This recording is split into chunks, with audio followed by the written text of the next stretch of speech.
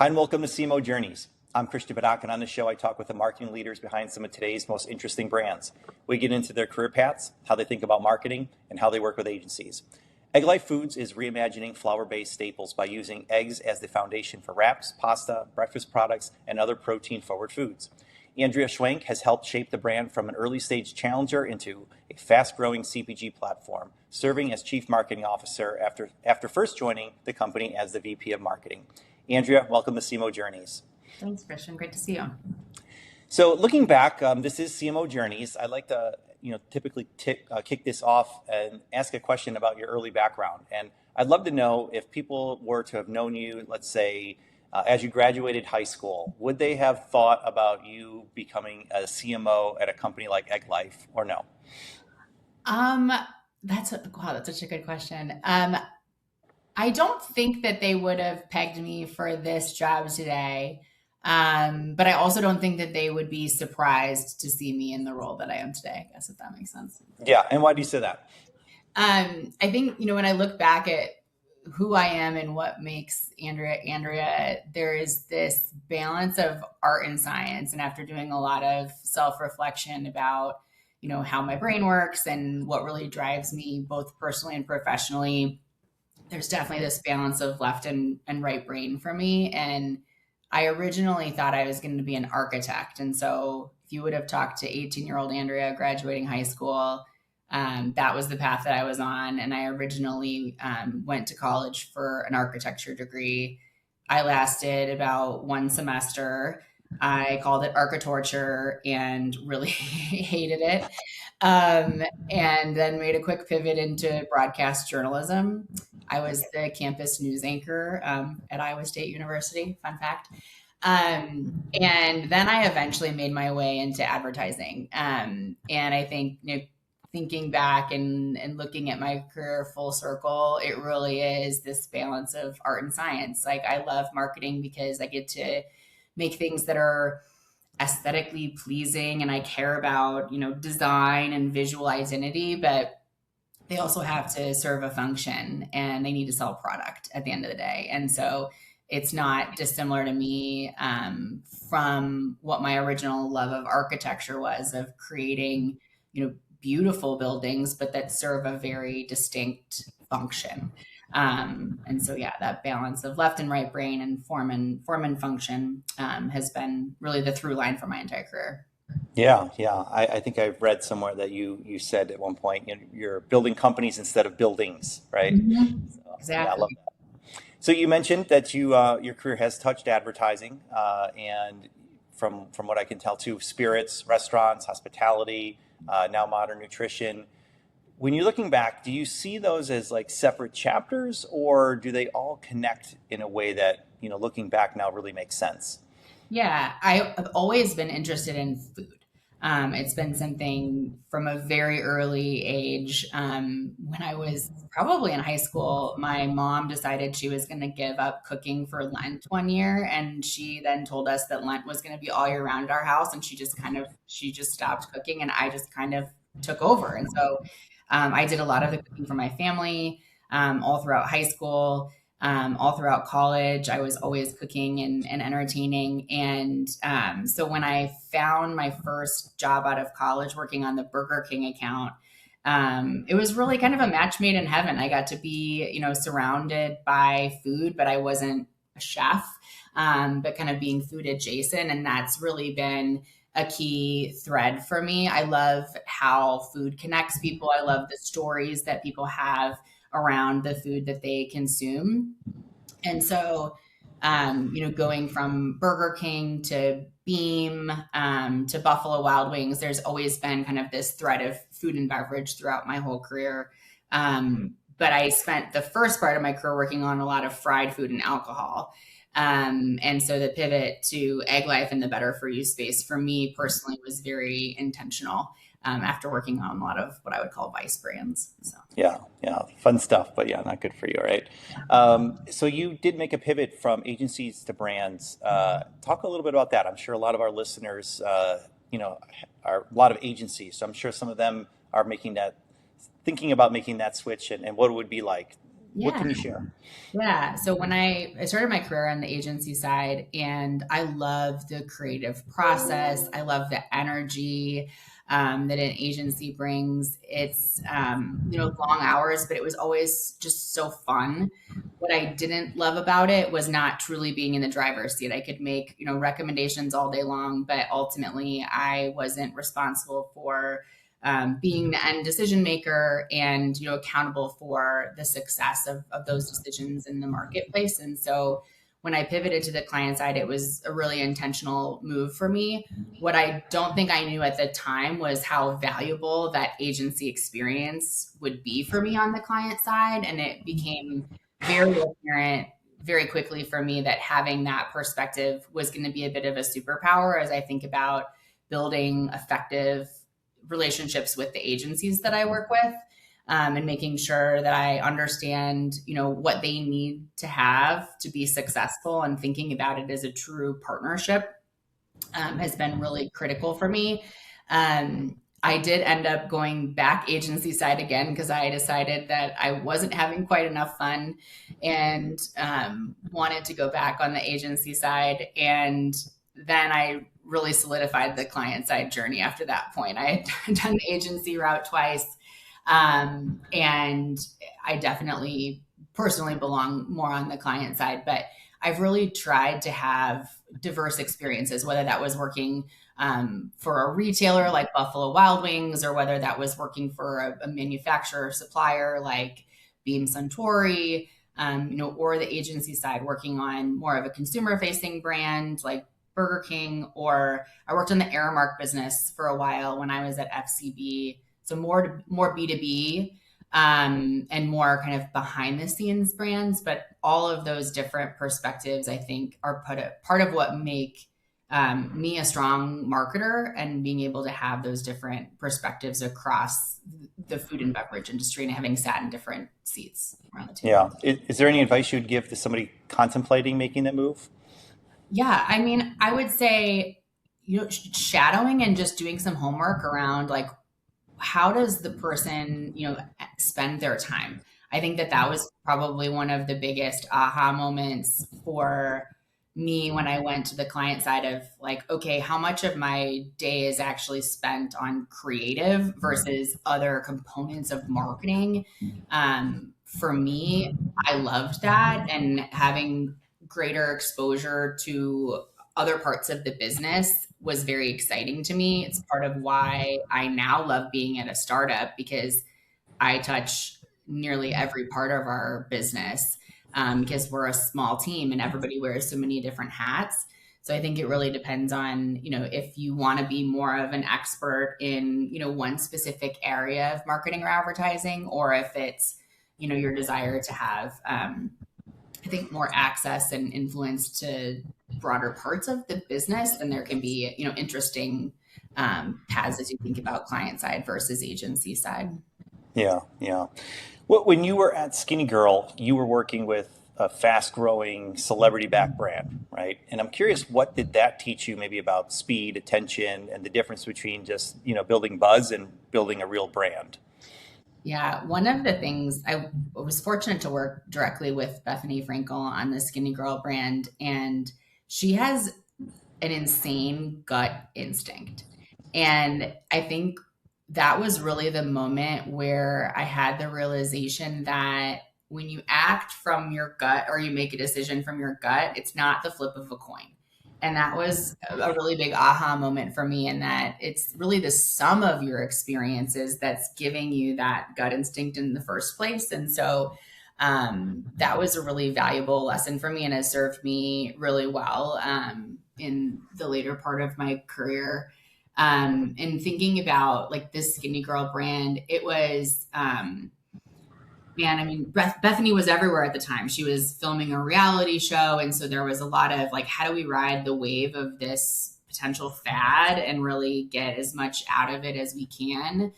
I wouldn't say that the strategy was building, like, longevity at the time. And, like, looking back, like, that's okay. Like, I think the team was pretty focused on how do we strike while the iron's hot? How do we, get as much out of this as we can? while we have the opportunity in front of us. Yeah, yeah, I appreciate you sharing that, and interesting where that kind of carries over. And what you said about the gut instinct, I think, is resonated as well in the age of AI. I think sometimes we're maybe underestimating all that we have, all those shared experiences that we have, and where it goes, and just always defaulting to AI may not always be the right choice. So I'm curious now. You've moved from a large restaurant brand like Buffalo Wild Wings into consulting, and then into an early stage food brand in a category really that barely existed at the time. What made Egg Life feel like a risk that was worth taking for you? Yeah, I was fortunate because I've known our CEO, David Kroll, for a number of years from the beverage business. He was the chief marketing officer at Miller Coors when I was at Buffalo Wild Wings. So I was buying a lot of draft beer and he was selling a lot of draft beer. And so he was a bit of a known entity, which was nice for me.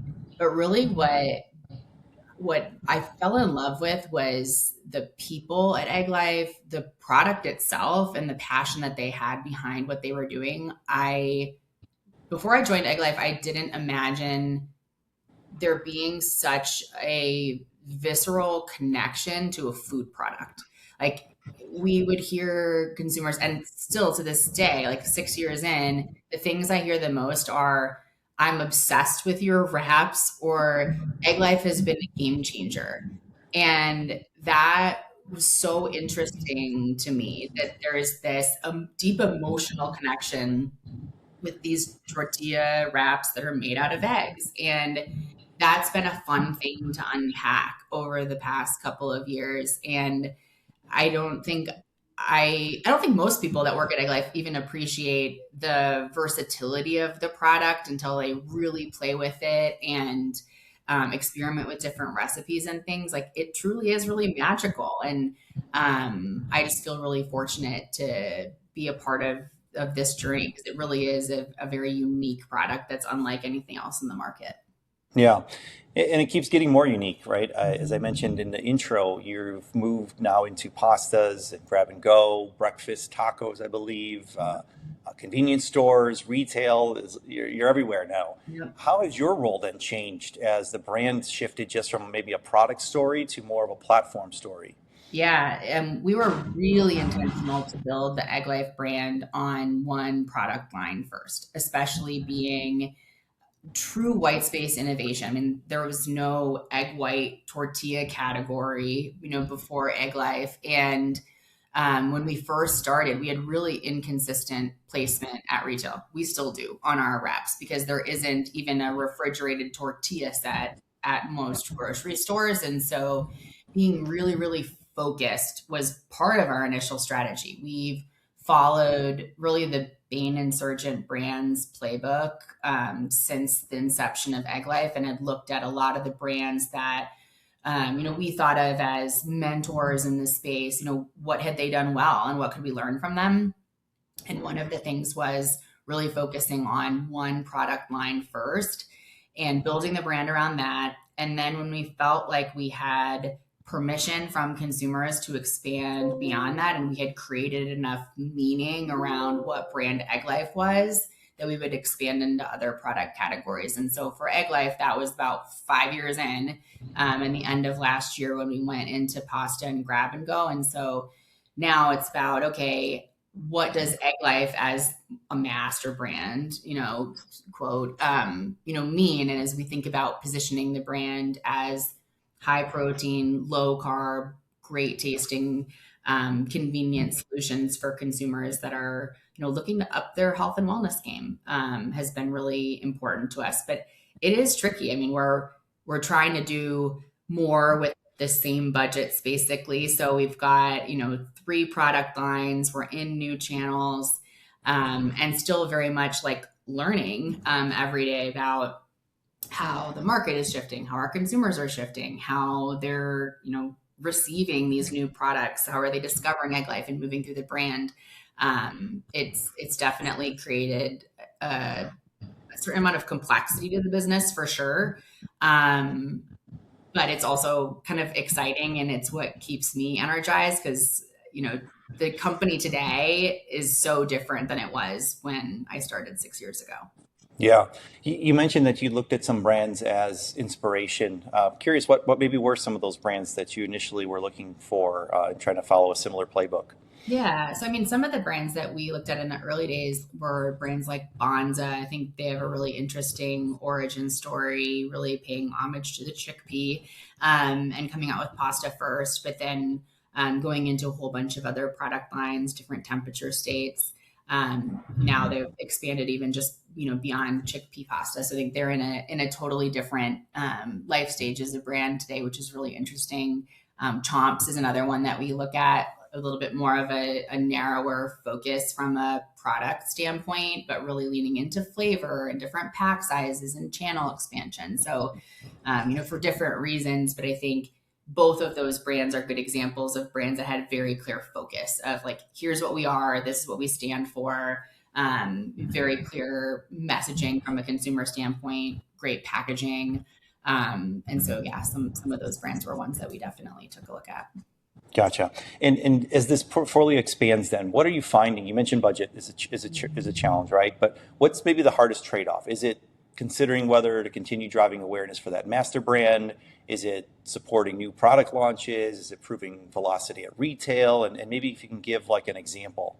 Yeah, I would say yes to all of those things and probably like balancing all of them and having focus and discipline is probably one of the trickiest things I think that we're navigating today, as we balance, supporting new retail distribution, but also needing to grow velocities in our existing accounts, needing to support new innovation and introduce consumers to grab and go and pasta while not taking our foot off the gas. So I think the big focus for me has just been efficiency of how do I make every dollar work harder and harder and harder? And how do we balance both short-term sales driving initiatives and objectives and long-term brand building?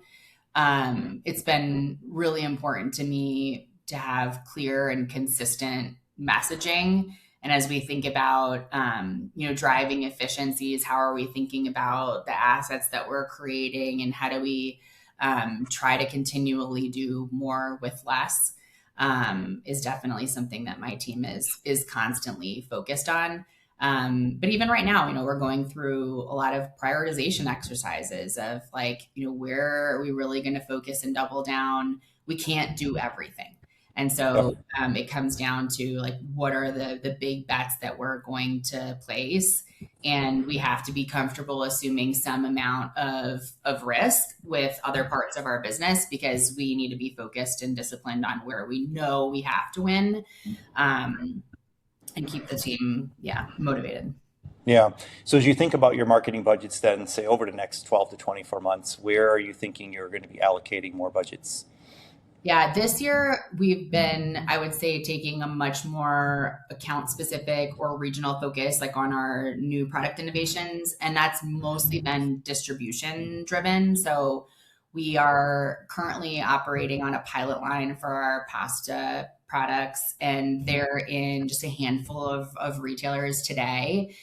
We're capacity constrained. And so that's been a very geocentric approach to date, with some earned media and some paid media, but like our approach on wraps is very different, where we have not only national distribution but international distribution, including Canada, and so that's a much more national approach. But we also, where we can, are trying to create, multi-product, more master brand messaging too, and where we think about like top of funnel awareness driving, you're much more likely to see multiple products there versus if we are executing a tactic that's much closer to the point of purchase, then you're going to see a lot more proliferation of SKU specific messaging or product line specific messaging. I think over the next year, as distribution, I think we'll continue to grow on grab and go and pasta. You'll likely see us morph more into master brand messaging throughout more of the tactics that we're executing. But the reality though too is versioning and the granularity that you can get from a messaging standpoint, there's so much more capability today than there ever was. So it's like a yes and. I think we really try to balance those master brand messages with the really specific nuanced things that we have to be executing in places like retail media, where you just have to get super granular. Yeah. So you mentioned prioritization quite a bit. Where are you finding you're saying no to more often now? That's a great question. Probably that not all like retailers are created equal, honestly. And so as we think about, where we have to win and where is the core egg life shopper that we're going after and what do we really want to protect? And that could mean saying no to some other opportunities. And maybe it's not a no, but just a not now.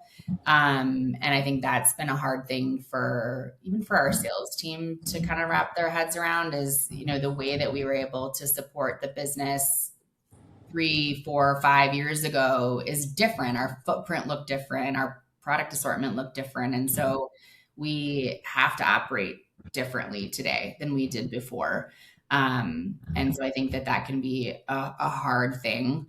And it's why collective discipline and focus and making sure that everybody is aligned on what success looks like is really critical. Like we even, our incentive structure is one that like everybody has the same goals and objectives. And that's really intentional so that everybody is operating from the same playbook ultimately. Sure. So you mentioned, it's a very exciting time, more complex than it was before. If you could bring together like a group of the smartest marketers and agency leaders for like an off the record discussion, what would be like one topic that you'd want to get to talk about in that room to help you think through your problems?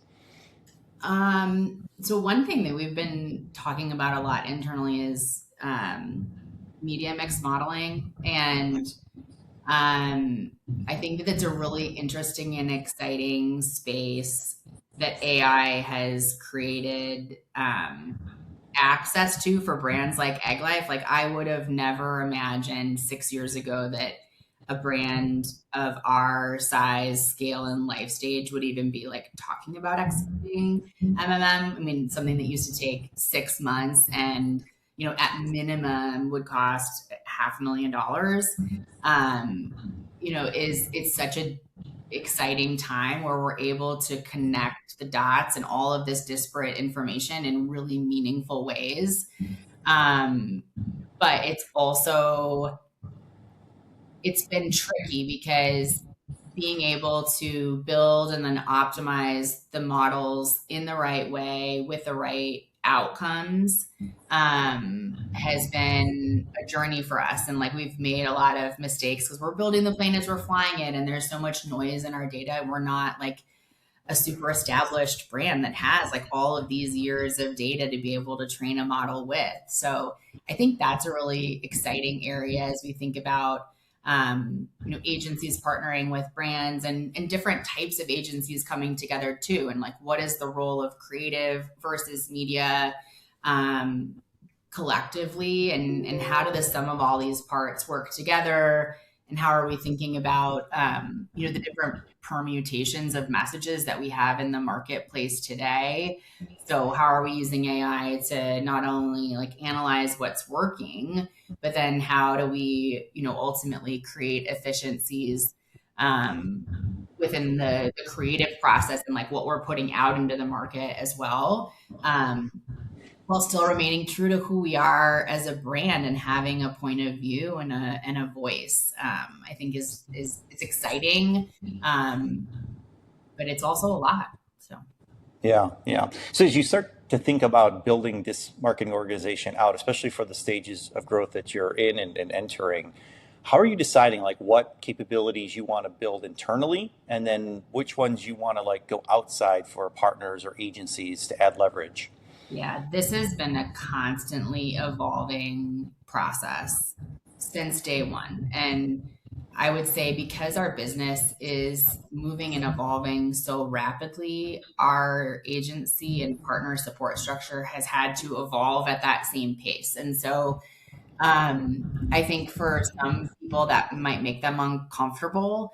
For me, it's just kind of part of how we have to operate. So as you know, we have grown and scaled the business internally. That's changed the different types of partners and support we've needed externally. And so over the course of 6 years, I've operated a whole bunch of different structures, whether that was more of a traditional AOR type model, whether that was more of like a hub and spoke with a bunch of contractor model. Right now, I would say we are running more of like a ninja assassin model where we have like more specialized subject matter experts um, that are all part of our collective interagency team, really led by one of my brand managers. And so I think having very clear roles and responsibilities so that each partner knows what's expected of them, that there's clear lines in the sand, and there's not, this, it's a balance between like being territorial and having your territory, but also having the fluidity to be able to stretch and bring added value where it makes sense. Like, I think is a really delicate balance as you're thinking about managing those different relationships. And I think just mutually understanding where your partners are looking to grow, understanding how they make money, and making sure that they understand where you're looking to grow and how you make money is foundational and important, because I think that's really where the magic happens. Is if you're bringing on a partner that really wants to build out a specific capability that you're able to help them with, it becomes this like really beautiful symbiotic thing, versus when we've stretched partners to do things that are not part of their core competency, it just never works well. It's like, it's uncomfortable for them, it's uncomfortable for us. And so having that foundational like trust and transparency, I think is what's been really critical. And I've never felt better about the model that we have today, but I guarantee if we were to talk in 6 or 12 months, like there will be something different about the model, because our business will have changed. There will be new partners that are be in the mix. It's just the reality of how quickly our business is evolving, but also how quickly consumers in the landscape are evolving today. Yeah. Being that you've been agency side, and now you've seen it from the brand's perspective as well, and just the pace of acceleration, not only in your business, but just in the market and with AI and everything. What advice might you give agencies who are maybe feeling tension from agency partners that are going through something similar to what you're going through? Yeah, I mean, I think you just have to stay curious and, just continue to explore and understand what is evolving and changing, and not get so, I think, like stuck in your ways. Like, we've never seen, I think, the world evolve as quickly as we are right now, and as we are going to in the future, like full stop. And I think what I keep encouraging my team is just to be curious, be a lifelong learner and student, and just open to change. I guess would be probably the biggest piece of advice that I could give. Yeah, yeah. Yeah, it's interesting times. If we're talking a little bit more about AI, where do you see maybe AI replacing agencies, and maybe where do you see it just won't? Yeah, I wish I had a crystal ball. I have no idea. I mean, if I even look at how internally we're using AI today versus where we were 6 months ago, I mean, there's things that I can do now that were not possible a few weeks ago, much less, a few months ago. It's just the output is evolving so quickly, and the better your inputs are, the better your outputs are. And so, it has just been really interesting, where I would have thought like, oh, there's no way we're going to be, creating creative, or there's no way, that XYZ is going to happen. And then inevitably I'm like, wow, like I just, made a song about egg life using Suno the other day. And I was like, wow, this isn't bad. Like, this is actually pretty good. I can get commercial rights for this, this music. And I mean, I would have never imagined that I could, basically be a music composer. Like, that just never would have crossed my mind. So I'm like over predicting like what's going to be because I don't think any of us really know. But I also appreciate like the skills that I'm looking for today, both for the people that I hire, but also for partners that I work with, is like critical thinking, clear communication skills. It's kind of, the basics. And as someone that I technically my degree is in journalism, I've never been so thankful for a journalism degree. I actually like think that there's going to be a whole bunch of people that, are going to be pursuing different types of education because it's going to be about how you wield the tools moving forward. And I think the people that are embracing AI with curiosity, seeing what it's capable of, are the ones that will like very quickly excel. I think there still is, a small amount of people that are maybe holdouts and thinking like, oh, it's going to come full circle. There's no way that AI is going to, drastically change how I work. And I think that those people are probably in for quite a rude awakening. Yeah, definitely. Well, we'll see how fast some of them come along. There's still companies that don't have websites, believe it or not. I know. But I would rather definitely be on the cutting edge. But yeah, I appreciate that perspective there.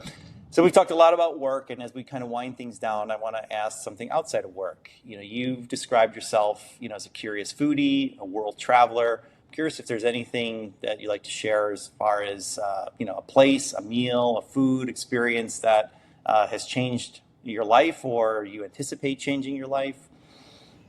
Oh man, I have been fortunate to travel all over the world with my husband. We've been to well over 30 countries together. And I think a lot of what's shaped my perspective and appreciation for the diversity of the world that we get to live in, has been surrounded by food.